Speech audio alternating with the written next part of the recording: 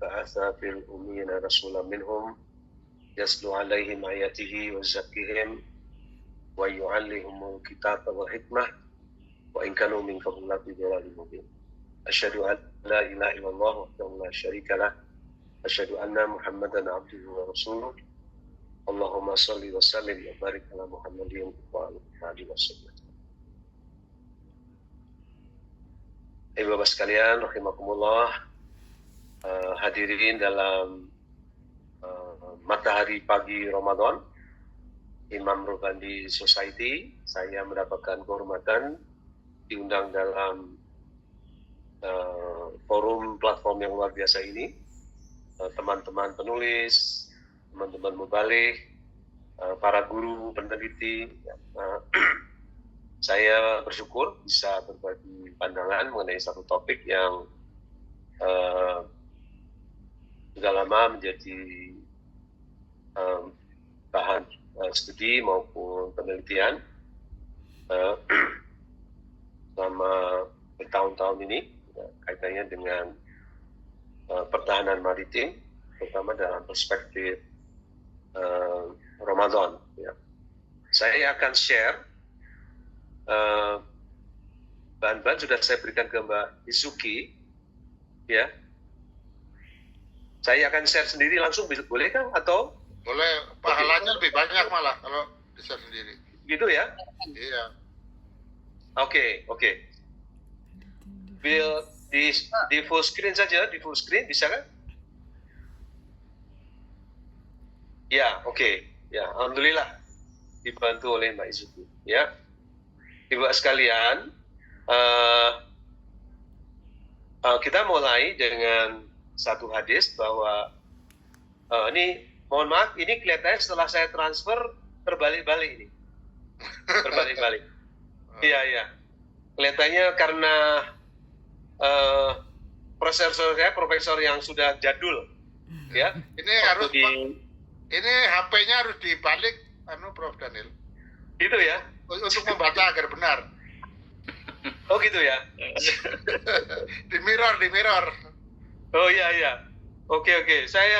Ini kalau soal-soal kayak gini nih saya tidak begitu, karena penggunaan teknik tablet dan sebagainya ini saya kurang canggih lah, kata begitu. Ya. Slide berikutnya saja. Monggo. Mungkin lebih ini. Ya, oke. Ya, asyamu junah. Ya, jadi puasa adalah perisai terhadap nafsu syahwat perut dan kelamin. Saya kira ini sudah jelas, ya. Hadis Nabi yang mengatakan memang konsep jihad terbesar. Next slide. Ya. Slide berikutnya saja. Jihadul akbar itu adalah perang melawan hawa nafsu.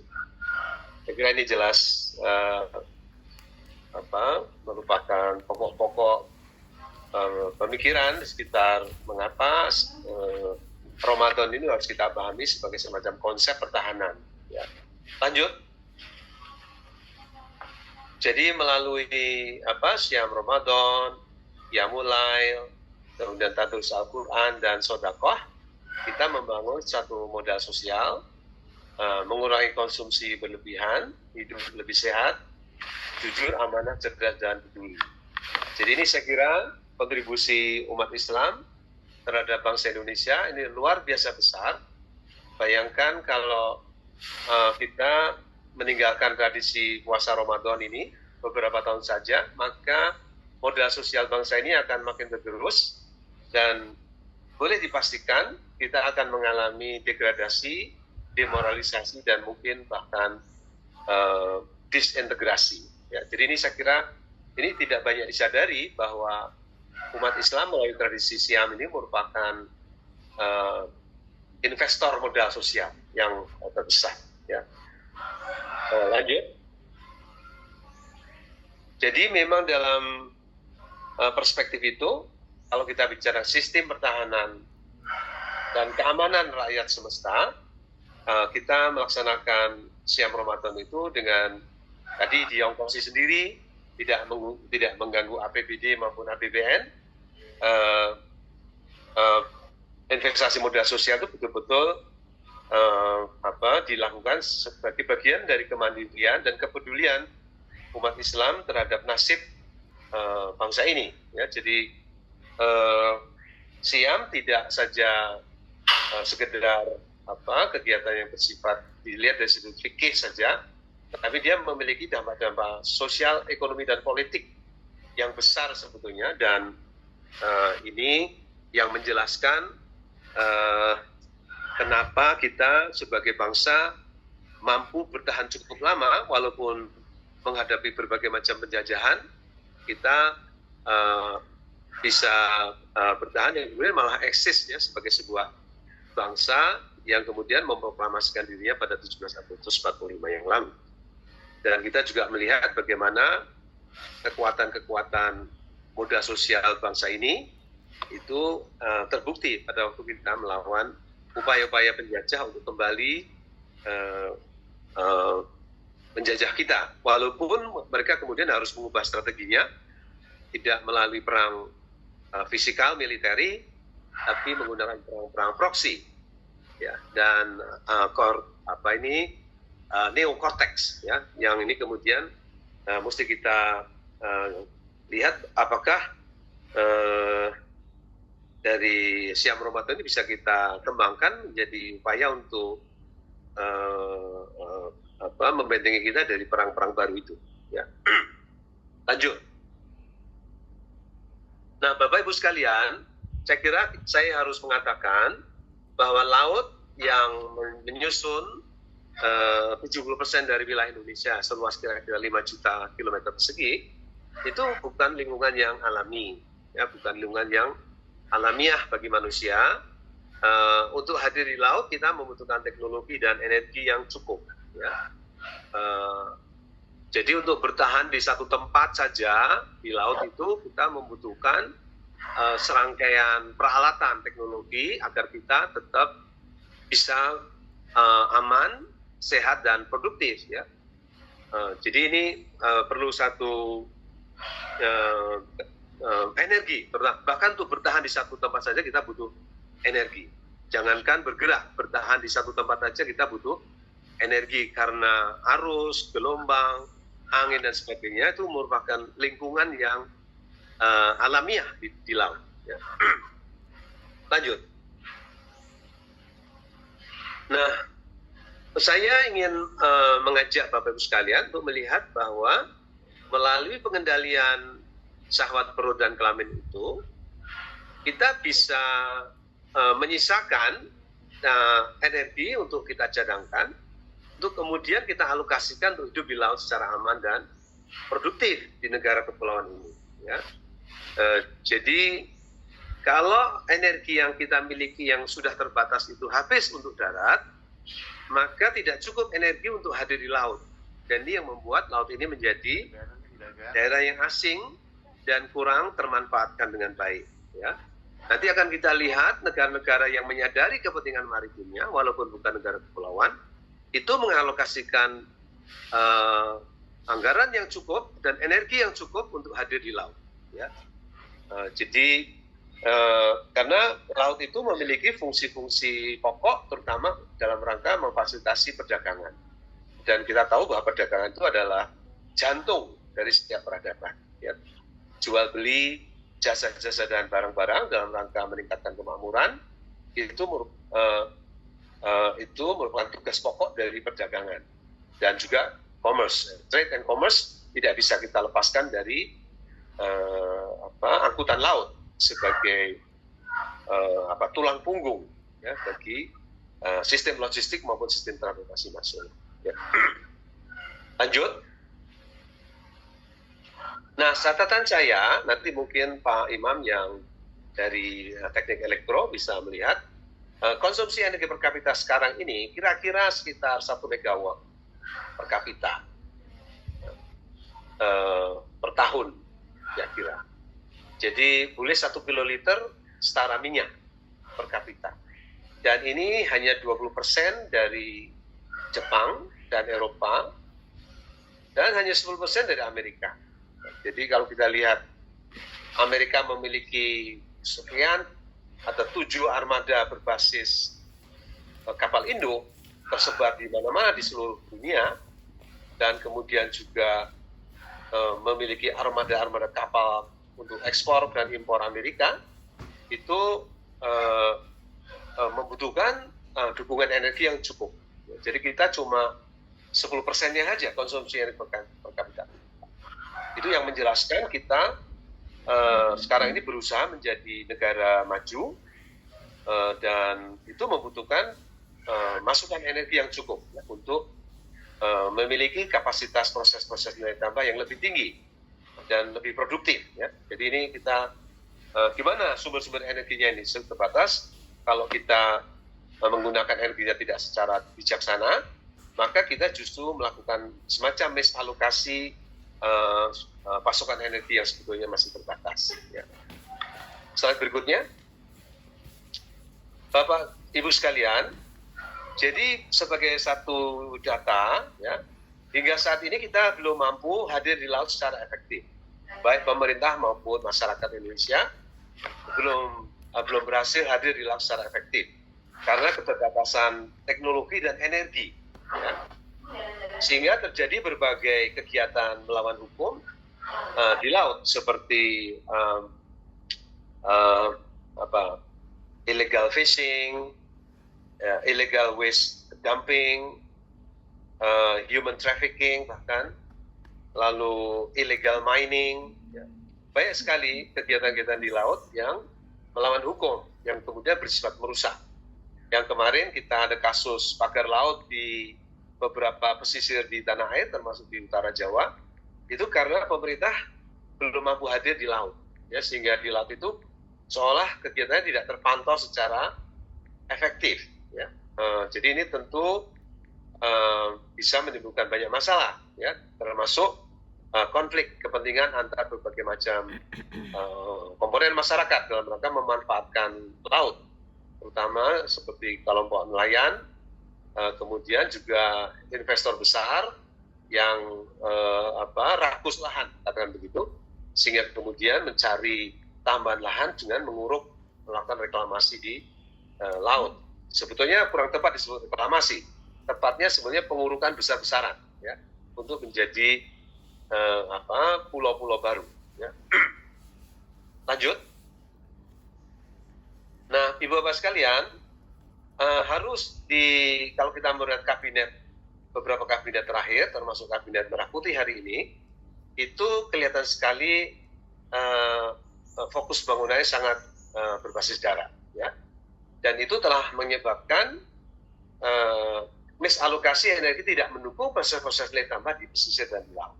Ya. Jadi kita belum memiliki pemerintahan di laut lah. Ya, jadi kabinet ini pun itu boleh dikatakan kabinet darat, ya, belum mencerminkan pemerintahan di laut yang efektif, ya, yang luasnya bahkan 2 kali lipat dari luasan daratannya. Lanjut. Nah, Bapak Ibu sekalian, jadi sebagai gambaran kasar, kepulauan kita ini luasnya seluas Eropa, ya, kira-kira 5 juta kilometer persegi, daratannya cuma 2 juta saja, ya, kurang dari 2 juta sebetulnya. Jadi kalau peta Indonesia ini kita taruh di atas Eropa, kira-kira Aceh itu berada di Glasgow, kira-kira, kemudian Merauke itu ada di Istanbul, ya, kira-kira, ya, dan Eropa itu ada sekitar 30 lebih negara, kita hanya 1 negara saja. Jadi bisa dibayangkan bentang alam kepulauan yang sangat luas ini, kalau kita tidak mampu mengelola lautnya, ya kocar-kacir, dan bisa menimbulkan kesenjangan yang luar biasa. Dan ini akan mengancam upaya kita untuk menjadi adil dan makmur, ya, bersatu, berdaulat, dan seterusnya. Ya. Lanjut.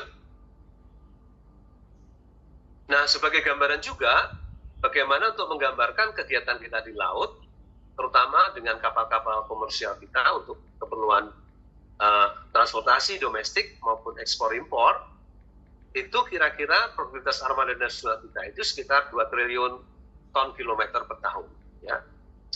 2 triliun ton kilometer per tahun, ya. Ini dibanding Belanda itu 2 kalinya, padahal dia negara kecil sekali, ya. Kemudian Jepang yang juga dibanding Indonesia juga negara kecil, itu produktivitas armada nasionalnya sampai 6 triliun ton kilometer per tahun, ya. Berarti armada kapal Jepang itu lebih produktif melayani ekspor impor Jepang, ya. Belanda juga begitu, dan memang kenyataannya ekspor impor Indonesia masih dilakukan oleh kapal-kapal asing, ya. Ini tentu satu paradoks, ya, bahwa untuk negara sebesar Indonesia, negara kepulauan, kita masih menggantungkan armada asing, ya, untuk ekspor impor kita, ya. Nanti kalau dibandingkan dengan Cina jauh lagi, ya. Cina mungkin bisa sudah 10 triliun ton kilometer per tahun, ya. Jadi sudah 5 kali lipat kita. Dan ini menyebabkan satu ketimbangan spasial antara Jawa dan luar Jawa, antara Jawa, Sumatera dengan Nusa Tenggara, Kalimantan dan Papua, ya. Ketimbangannya sangat parah. Nanti bisa dilihat dari konsumsi energi per kapita yang tadi sangat tidak merata, ya, jomplang. Dan ini tentu saja akan mengancam persatuan nasional, ya, karena penyebaran hasil-hasil pembangunan tidak bisa terjadi secara merata. Kemudian terjadi perbedaan harga yang cukup mencolok antara berbagai macam kebutuhan pokok antara Jawa dan luar Jawa. Itu terjadi perbedaan harga yang cukup besar, ya.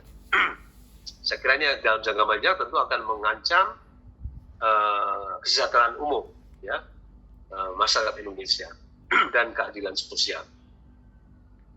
Lanjut. Nah, Bapak Ibu sekalian, jadi dari perspektif itu, kalau kita mau meningkatkan produktivitas nasional, maka kita harus menambah jumlah dan mutu armada nasional kita, ya. Jumlah itu berarti kaitannya dengan tonase dan juga dengan armada jumlah sedikit. Mutu itu antara adalah tonase dan kecepatan, ya. Jadi kalau tonase makin besar, kecepatannya makin tinggi, itu produktivitas nasional kita akan meningkat. Dan itu sebagian besar akan ditentukan oleh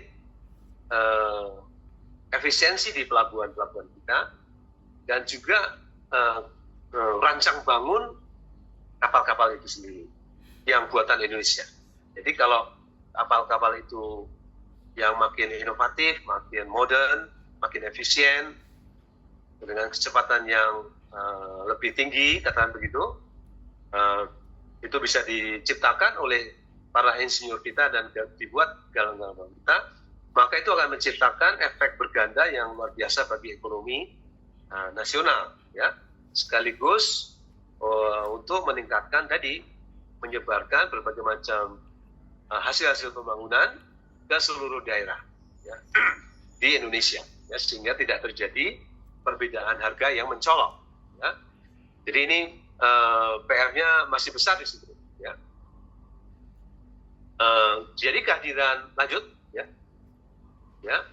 Jadi kehadiran kapal-kapal komersial, termasuk juga kapal-kapal negara dan kapal-kapal perang, itu akan menentukan kinerja keamanan dan pertahanan, ya, nasional kita, ya. Jadi ini yang kira-kira ini kondisi kita dan problemnya. Saya akan coba ajukan beberapa agenda menuju Indonesia yang merdeka, bersatu, berdaulat, adil dan makmur, ya. Makmur itu mestinya, bukan mahmi, salah itu kelihatannya, ya, mohon maaf. Lanjut. Pertama, kita membutuhkan pendidikan yang memerdekakan, ya, yang melahirkan warga negara yang sehat, jujur, amanah, cerdas dan peduli, serta produktif, ya.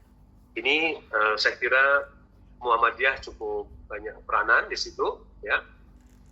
Tantangannya masih besar saya kira, ya.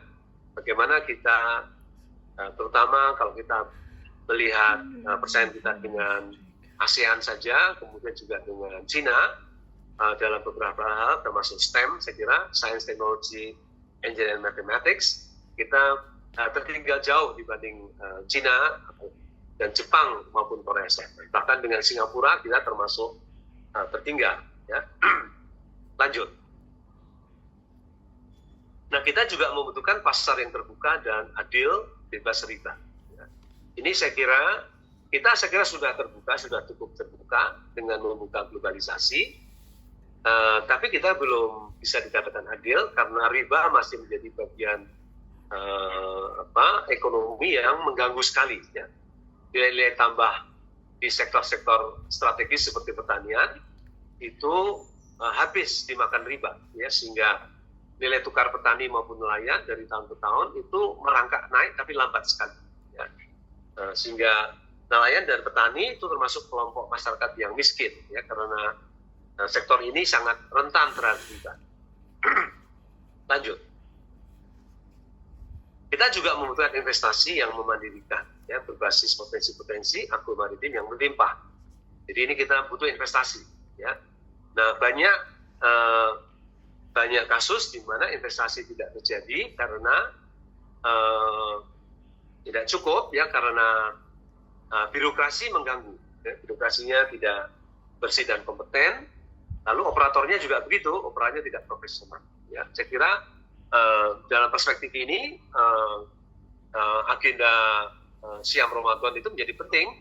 Ya, next slide, untuk melahirkan birokrasi yang profesional dan bebas KKN. Ya. Ini kalau melihat coverage media akhir ini tentang kasus-kasus korupsi di Indonesia, itu sangat menggelisahkan kita. Ya. Jadi kita seolah-olah memiliki semacam selera ekonomi yang rendah sekali, ya, sehingga tidak memiliki cakapan yang dibutuhkan untuk kaya atau untuk mendapatkan harta dengan cara yang elegan dan katakan syar'i lah, begitu, ya. Tapi kekayaan itu diperoleh melalui cara-cara yang tidak patut, ya, sehingga ini korupsi di mana-mana, ya. Jadi tanpa birokrasi yang profesional dan bebas KKN, kita sulit tumbuh menjadi, apalagi tumbuh sampai 8%, ya, seperti targetnya presiden kita hari ini, ya. Slide berikutnya. Nah, saya kira ini yang terakhir adalah bahwa kita membutuhkan pasokan energi yang memadai dan cukup untuk mendukung pemerintahan dan bisnis di laut secara efektif. Jadi kalau sekarang ini kita masih impor migas, kira-kira separuh dari kebutuhan kita, sekitar 1,5 juta barel per hari, masih diberi dengan impor, itu ternyata karena banyak kasus korupsi di situ. Ya. Sebetulnya kita bisa lebih cepat membuat kilang, sehingga impor kita mungkin tidak sebesar itu, lalu segera mengkonversi sumber-sumber energi terbarukan seperti sawit untuk memenuhi kebutuhan energi kita itu. Ya, tapi ini kita sangat terlambat, ya, karena masalah korupsi tadi. Ya. Jadi ini dalam perspektif itulah kira-kira kalau kita melihat fungsi Ramadan itu dalam rangka mengendalikan konsumsi, kemudian juga pengendalian syahwat perut dan kelamin tadi untuk melahirkan masyarakat yang jujur, cerdas, amanah, dan peduli. Itu akan menjadi bagian yang penting dalam rangka membangun birokrasi yang sehat, ya. Dan sekaligus dengan demikian, kalau terjadi efisiensi energi di sektor-sektor berbasis darat, kita bisa memiliki cadangan yang cukup untuk membiayai atau mentenagai kegiatan-kegiatan di laut. Sehingga ini saya kira tadi bagaimana kita bisa meningkatkan kinerja keamanan dan pertahanan di laut dalam perspektif Ramadan. Ya. Saya kira demikian, Pak Imam dan Pak Zaini, presentasi saya. Mungkin kalau ada diskusi saya akan senang sekali. Monggo, matur nuwun.